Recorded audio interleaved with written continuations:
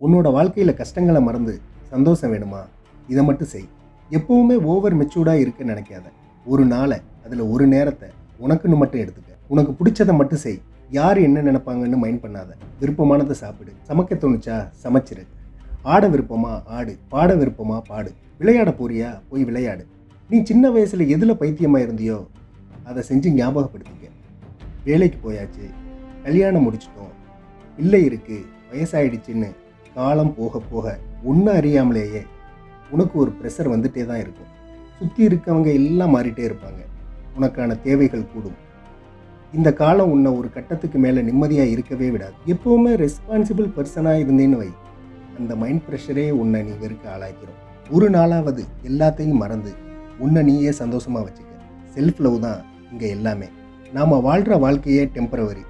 இதில் வர்ற பிரச்சனைக்கு எல்லாம் பெர்மனெண்ட்டாக சொல்யூஷன் தேடுறது முட்டாள்தனம். யாருக்கும் உன் கண்ணீர் தெரியாது, யாருக்கும் உன் வருத்தம் அறியாது, யாருக்கும் உன் வழிகள் புரியாது. அதனால் நீ யாரையும் எதிர்பார்க்காத. உன்னை நீயே சந்தோஷமாக பார்த்துக்கோ, உன்னை நீயே உயர்த்திக்கோ.